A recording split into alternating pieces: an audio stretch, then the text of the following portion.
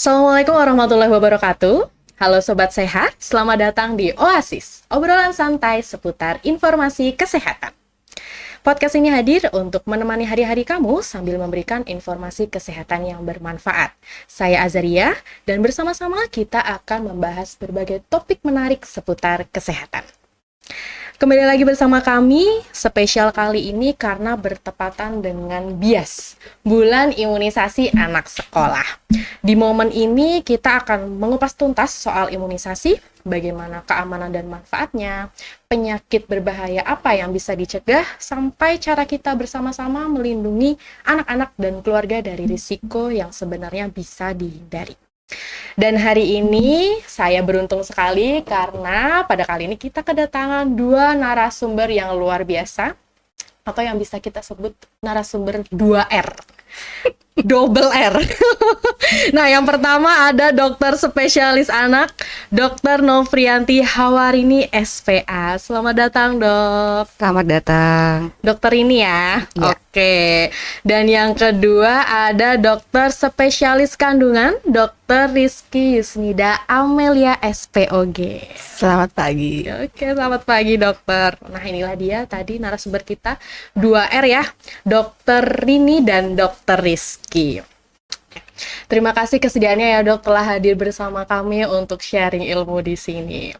Baik, hari ini kita akan membahas topik terkait imunisasi. Nah, kita mulai dari hal yang paling mendasar dulu nih. Nah, banyak nih masyarakat yang mendengar kata imunisasi tapi sebenarnya belum benar-benar paham. Sebenarnya apa sih arti dari imunisasi itu sendiri dan bagaimana cara kerjanya? Mungkin dari dokter ini terlebih dahulu. Ya, terima kasih.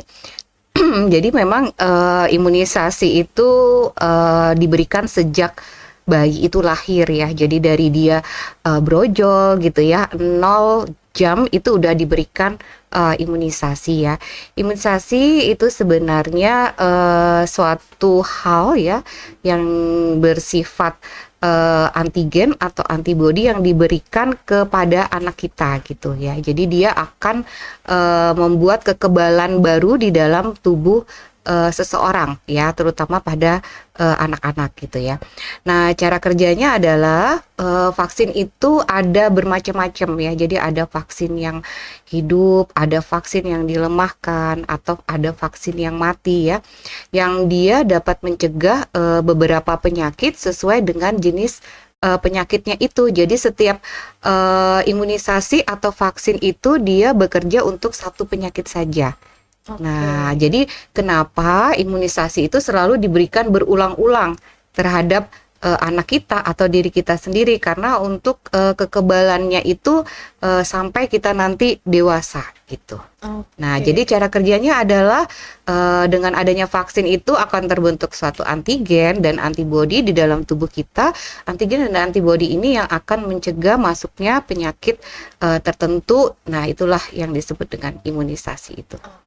Tapi dok, kalau misalkan kita sudah diberi imunisasi tuh, kan tadi kan tergantung jenisnya sendiri-sendiri ya. Iya. Nah, apakah setelah diimunisasi itu kita bisa tetap terlindungi atau kita bisa tetap nggak akan kena sama penyakit tersebut? Iya. Jadi imunisasi itu bagaikan payung. Nah, jadi payung itu dia akan melindungi dari hujan gitu ya. Jadi seseorang itu misalnya nih, walaupun dia terkena hujan, mungkin dia akan terkena tempiasnya aja. Nah, jadi kada basah kuyup kata orang Banjar ya. Nah, jadi setiap penyakit itu akan, kalau dia diberikan imunisasi yang sesuai dengan penyakit itu, dia akan terlindungi. Tapi jangan salah, memang masih kena tetapi tidak berefek berat gitu. Kalau dia tidak diimunisasi sama sekali gitu. Jadi kalau misalnya dia udah diimunisasi, dia misalnya terkena campak, misalnya campaknya campak ringan gitu, bukan campak yang berat. Begitupun penyakit-penyakit lain yang dapat dicegah dengan imunisasi. Jadi banyak sekali penyakit-penyakit yang bisa dicegah dengan imunisasi gitu. Oke, baik. Kalau tadi kan imunisasi diberikan sejak bayi Iya, berbrojol betul. ya. Tapi sebenarnya ada nggak sih imunisasi untuk ibu hamil yang dianjurkan? Mungkin ke dokter Rizky kali ya. Boleh. Oke. Jadi kalau misalnya ke ibu hamil memang ada kita berikan imunisasi. Biasanya itu diberikan pada usia kehamilan sejak 6 bulan. Itu yang paling kita takutkan adalah dengan tetanus toksoid atau TT. Nah, cuman itu tergantung. Jadi TT, namanya TT itu dia tergantung sudah berapa kali si ibu ini pernah mendapatkan vaksin tersebut. Jadi bukan baru pertama kali tersebut. Makanya ibu-ibu remaja yang ingin melakukan konseling pernikahan, biasanya sebelum menikah kita sudah suntik TT tersebut. Itu paling enggak melindungi sampai 25 tahun ke depan. Nah, seperti itu. Saat jadi calon pengantin berarti ya. Makanya konselingnya kita lakukan sejak dari calon pengantin, sejak remaja gitu. Tapi kalau misalkan terlewat tuh si vaksin TT tadi, apakah berpengaruh ke ibunya atau bahkan justru berpengaruh ke nanti kalau beliau sudah melahirkan anak? Berpengaruh, seperti yang dokter ini bilang, kalau misalnya kita memberikan vaksin, artinya kan istilahnya kita pernah memberikan suatu antigen, seperti apa ya, kita udah pernah memperkenalkan virus tersebut ke dalam tubuh kita. Jadi otomatis kalau kan istilahnya tak kenal maka tak sayang. Kalau virus sudah pernah dikenalkan ke tubuh kita, otomatis tubuh kita tuh membentuk tentaranya. Iya. Nah gitu. Jadi kalau misalnya tentara sudah pernah terbentuk, otomatis kan dia udah punya tentara nih. Kalau misalnya dia nggak disuntik, nggak divaksin, otomatis dia nggak pernah kenal, nggak ada sama sekali tentara di tubuhnya. Tapi kalau dia udah pernah divaksin, otomatis kalau yang dokter ini bilang tadi, walaupun dia sakit, dia tidak akan basah kuyup, nggak akan sakit banget. Iya. Gitu. Oke, Jadi baik. istilahnya daripada tidak sama sekali, yang mending terlambat. Gitu. Jadi intinya teman kata saya nggak hanya sesama manusia aja, sama virus Sama pun virus juga. harus disayangi. Iya, betul. Oke, baik. Oke, dokter ini ada berapa sih dok imunisasi dasar yang wajib diberikan? Imunisasi dasar yang wajib diberikan itu cukup banyak ya. Juga termasuk di dalamnya itu nanti ada hitungannya dia untuk tambahan gitu ya. Imunisasi dasar yang diwajibkan pemerintah itu dari dia lahir itu sudah mendapatkan hepatitis B0. Ya, jadi kemudian di usia 1 bulan nanti anak itu akan mendapatkan imunisasi BCG untuk mencegah tuberkulosis ya.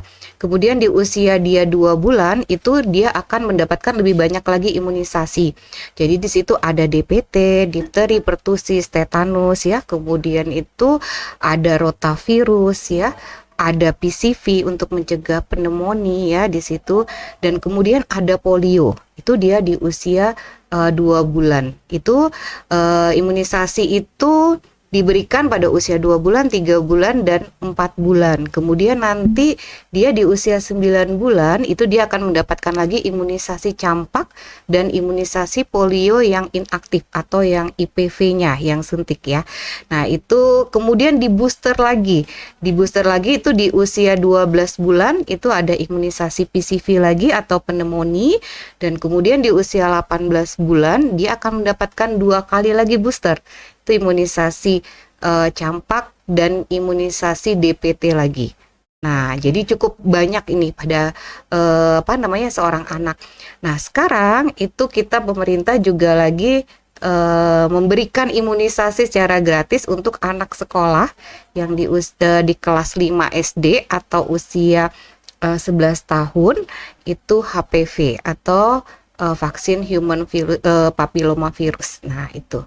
Jadi cukup banyak untuk vaksin-vaksin yang bisa untuk mencegah penyakit-penyakit yang menular gitu untuk anak kita. Oke, baik.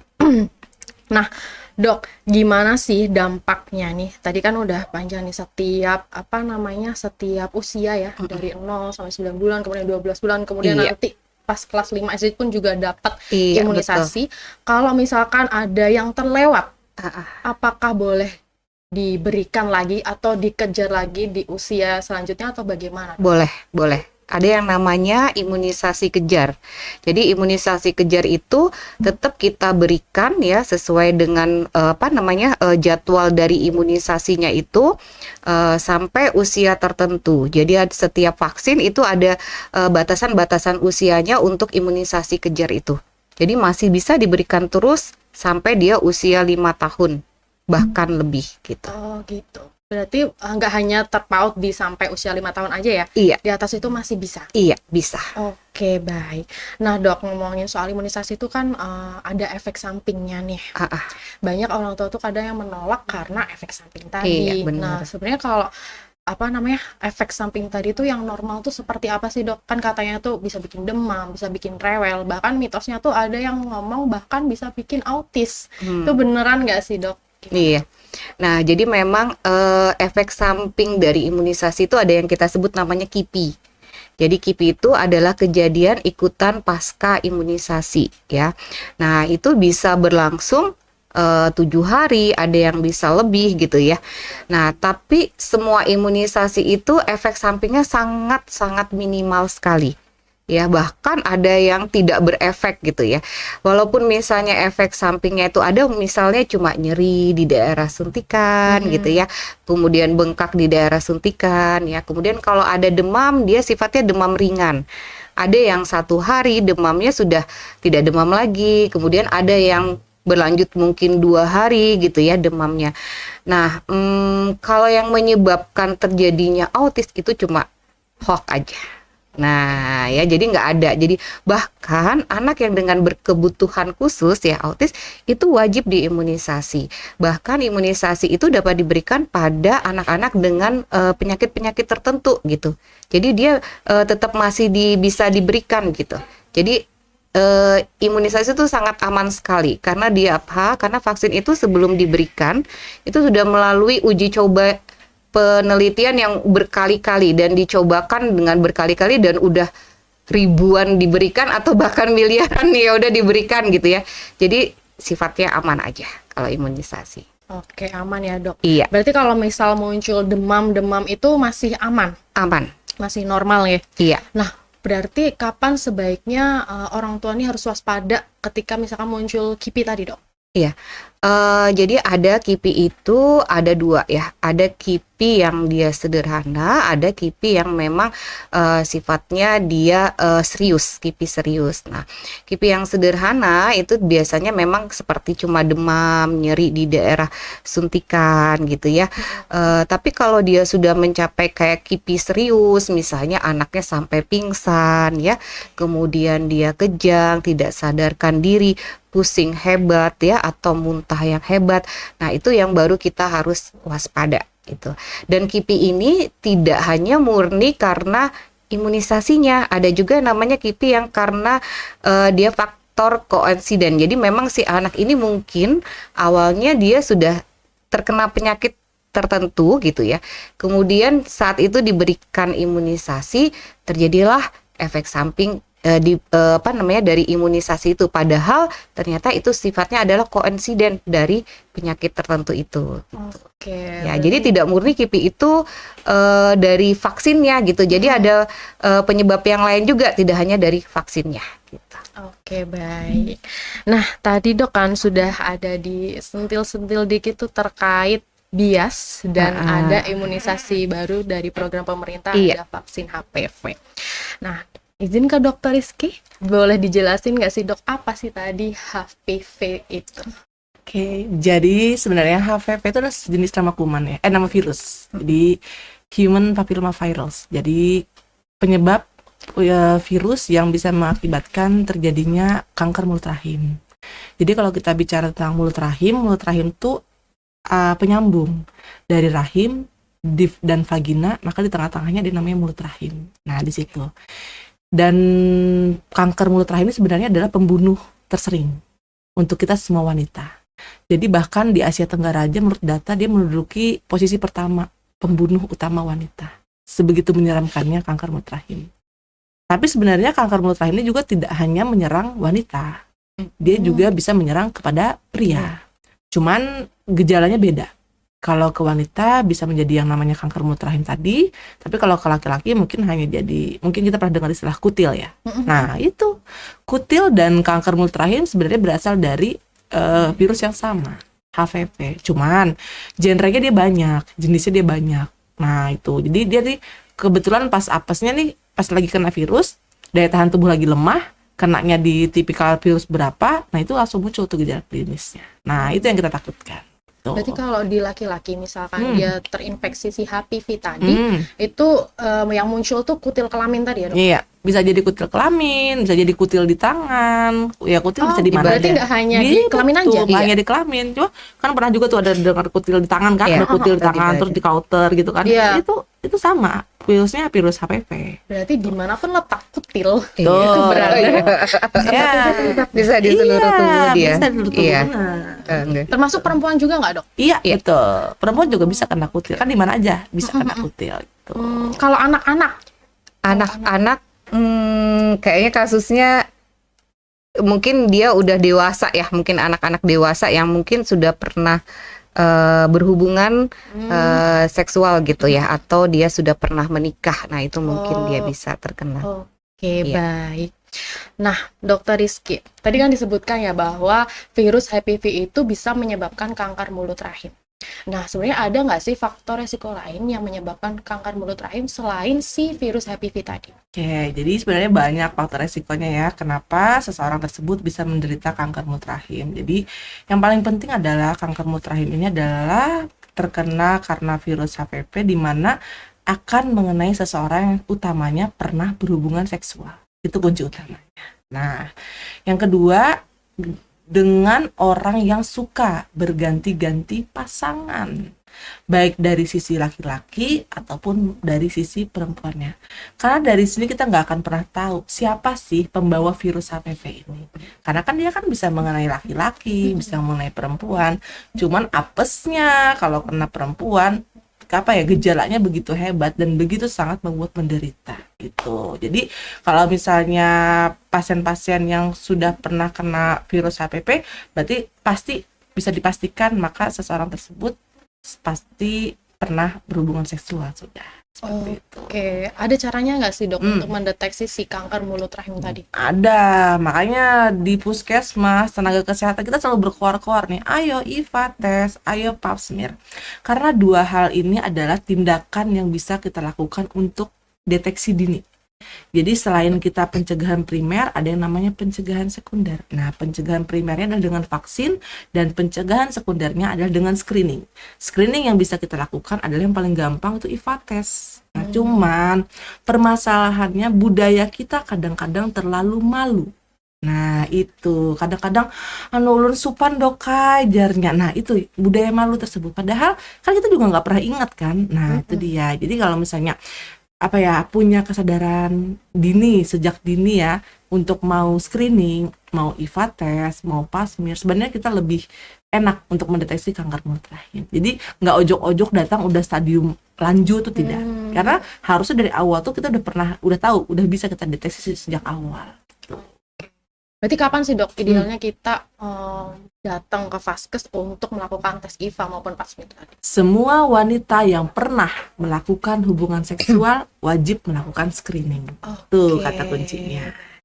Terus, Dok, screeningnya sendiri apakah harus rutin dilakukan atau ada jangka waktunya? Ya, Harus cukup rutin. sekali? Tidak. Namanya virus HPV ini dia tuh punya sifat tidur atau dorman di dalam tubuh. Jadi bisa jadi nih hari ini amit-amit seseorang terkena virus HPV, dia tidak akan bergejala langsung, tapi virus akan tidur dulu.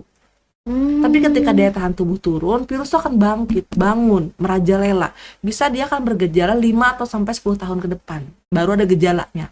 Makanya kita melakukan screening rutin namanya, bukan hanya satu kali. Jadi bukan satu kali pap smear atau IVA terus dia ngerasa aman, aku udah pernah vaksin, udah pernah IVA dan aman, bukan. Tapi kita tetap harus rutin screening setiap tahun paling enggak. Jadi rutin terus screening. Jadi karena kita nggak tahu nih si virusnya akan merajalelanya kapan, karena dia punya masa inkubasi namanya, masa dia tidur di dalam tubuh kita. Seperti itu. Dan tidurnya pun kita nggak tahu nih bakal bangunnya kapan. Iya, tergantung daya tahan tubuh kita untuk melawan si kuman tersebut. Makanya itulah pentingnya vaksin. Kembali ke tadi, kita harus memperkenalkan diri kita sama virus tersebut agar sudah punya tentara antibodi dalam tubuh kita. Gitu. Oke deh. Terus, Dok, kemudian ya tadi ngomongin kanker mulut rahim, ada nggak sih gejala awalnya? apakah gejala awalnya itu muncul setelah si virus itu bangun dari masa tidurnya, atau setelah itu virus masuk udah bergejala nih, jadi kita udah mawas diri duluan. Oke. Jadi kanker mulut rahim ini dia istilahnya sih awal-awalnya kayak silent killer. Jadi dia diam-diam ngebunuh. Karena biasanya gejala tersebut muncul ketika sudah berada di stadium advance atau stadium lanjut. Jadi kalau awal-awal jarang bergejala. Makanya kalau nggak screening nggak akan ketahuan. Tapi kalau misalnya kita rajin screening, otomatis kita akan ketahuan. Jadi kalau udah gejala-gejalanya paling sering ya, paling pertama itu adalah keputihan. Keputihan berbau tidak sedap. Makanya hati-hati. Kalau kita suka keputihan, periksakan. Jangan takut. Jangan takut untuk memeriksakan, jangan malu buat memeriksakan. Karena lebih baik kita tahu duluan daripada nanti-nanti, ya kan. Nah itu gejala awalnya adalah keputihan. Gejala keduanya adalah yang paling sering adalah berdarah setelah senggama atau berhubungan seksual. Tapi ini pun gejala ini akan muncul ketika seseorang tersebut sudah berada di stadium lanjut juga. Gejala ketiganya adalah siklus haidnya, berdarah di luar siklus haid. Artinya dia bisa 1 bulan 2 kali menganggap haid, padahal itu bukan haid. Nah, jadi kayak sudah berhenti haid, terus 1 minggu atau 2 minggu lagi kok tiba-tiba berdarah lagi. Itu belum tentu, jangan langsung dianggap haid. Makanya harus selalu periksakan. Jadi ibaratnya aware-nya itu harus kita yang lebih aware sebagai seorang wanita. Sedihnya adalah kadang-kadang kita sibuk dengan mempercantik diri fisik, ya kan? Tapi kita lupa organ dalam tersebut. Nah, gitu. Makanya screening adalah tetap yang utama. Screening. Karena gejala awal nggak akan ada gejala yang kelihatan. Oke, screening yang paling utama ya. Baik, berarti tadi gejala-gejala yang disebutkan ada pendarahan, ada keputihan. Keputihan pun berarti termasuk sudah masuk stadium atau masih di stadium awal atau stadium lanjut? Kalau keputihan bisa tuh berada di stadium awal, tapi jarang sih awal banget. Biasanya udah di stadium 1 lebih atau mau kedua tuh sudah gitu. Kan kadang kan keputihan tuh yang paling sering muncul nih. Betul, cuma kadang-kadang kita terlalu menganggap keputihan. Keputihan biasa aja tuh. Nah, hati-hati. Keputihan berbau gejala khasnya. Oke, baik. Jadi walaupun muncul yang kayaknya biasa tadi ya, ada keputihan, jangan lupa untuk datang langsung ke vaskes untuk memeriksakan diri. Betul sekali. Baik. Kemudian nih dok, seberapa efektifkah vaksin HPV tadi dalam mencegah si kanker serviks? Oke, jadi efektivitas itu akan meningkat ketika berbarengan. Makanya tadi saya bilang kan pencegahan primer dan pencegahan sekunder. Jadi deteksi dini disertai dengan vaksin itu akan meningkatkan 98% efektivitas pencegahan kanker mulut rahim. Jadi nggak bisa juga melulu hanya vaksin, enggak. Tapi tetap harus disertai dengan deteksi dininya. Jadi harus deteksi dini plus vaksinnya gitu. Oke, baik. Kemudian kapan sih waktu terbaik untuk mendapatkan imunisasi HPV tadi? Oke. Udah diprogramkan nih sama pemerintah sekarang ya. Dari umur 11 tahun bahkan di 9 tahun udah dilakukan pemberian vaksin HPV. Makanya dari anak kelas 5 SD itu sudah diberikan vaksin HPV karena kita menganggap masa inkubasi. Jadi efektivitas dari si vaksin tersebut paling enggak kan 10 tahun, 19 tahun kemudian dia dianggap sudah cukup untuk menikah. Disitulah badannya sudah siap. Nah, gitu. Berarti itu untuk vaksin HPV sendiri apakah hanya untuk anak perempuan saja atau juga laki-laki? Bisa. Jadi pemerintah sekarang itu memprogramkan vaksin HPV itu dia bertahap ya.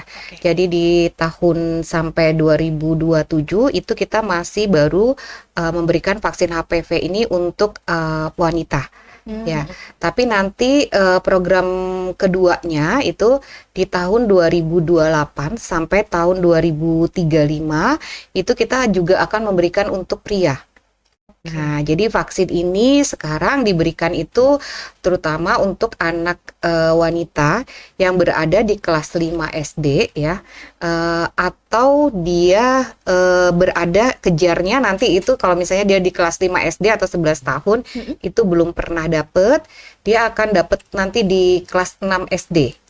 Nah, atau di kelas 9 atau usia 15 tahun ya, SMP itu SMP atau MTS dan derajatnya itu.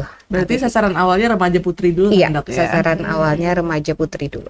Oke, sasaran awal remaja putri baru nanti akan diikuti oleh remaja laki-laki ya. Betul. Baik. Kemudian nih kalau misalkan terlewat nih pada saat masa remaja tadi tidak dapat vaksin. Apalagi gen-gen generasi dulu ya, milenial atau mungkin saya juga gak sempet tuh dapat program pemerintah saat ini yang bias wajib dapat vaksin HPV tadi. Apakah bisa dikejar ketika sudah dewasa atau bahkan kita sudah menikah nih, apakah masih boleh untuk mendapatkan vaksin tersebut atau bagaimana? Kalau Ya. vaksin dewasa sebenarnya sih udah nggak ditanggung lagi sama pemerintah kan, Pemerintah, jadinya ya. kan artinya kita vaksin mandiri. Bahkan kalau misalnya kita tidak pernah divaksin dahulu, maka sekarang tuh ya wajib harus divaksin. Ya, betul. Kalau misalnya wanita tersebut belum pernah, jadi itu tergantung hati nurani masing-masing ya. Jawabannya kalau memang dia belum pernah melakukan hubungan seksual, maka dia tidak perlu screening. Maka boleh langsung dilakukan vaksin. Vaksin. Atau paling nggak boleh dites namanya HPV tes DNA. Tapi kita jarang ngelakuinnya. Nah, beda halnya kalau misalnya kita udah pernah melakukan hubungan seksual, artinya kita punya potensi untuk terkena virus HPV tersebut, maka wajib dilakukan screening terlebih dahulu. Bila screening aman, baru Baru boleh kita divaksin. lakukan vaksin.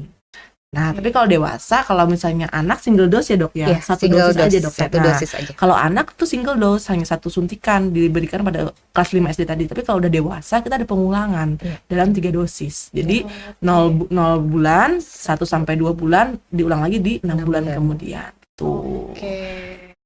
Nah, tadi kalau misalkan yang sudah diberikan pada usia 5 SD, yang program wajib pemerintah, ketika dewasa juga tetap ada pengulangan atau nggak perlu? Untuk sekarang itu tidak perlu. Oke. Jadi satu dosis itu sudah bisa mencegah dari hasil beberapa penelitian itu memang udah bisa cukup untuk mencegah terjadinya infeksi dari HPV ini gitu. Jadi saat ini pemerintah masih memberikan satu dosis saja. Oke, baik. Terakhir, katanya vaksin HPV ini bisa membuat infertilitas. Bener nggak sih? Nah, itu dia. Tak kenal maka tak sayang ya kan. Iya. Nah, di zaman era kayak kita kayak gini, saking mudahnya mendapatkan informasi dari TikTok, IG maupun Facebook ya kan. Kadang-kadang kita harus bisa memfilter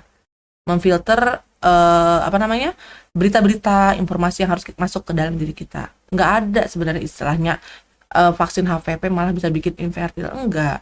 Tapi kalau orang terkena kanker Iya. mulut rahim, maka susah punya anaknya. Iya, Itu betul. yang bisa bikin infertilnya, bukan karena vaksinnya gitu. Jadi malah nggak divaksin nih, kena virus, kena kanker mulut rahim, itu yang bisa bikin jadinya susah punya anak. Oke, Gitu.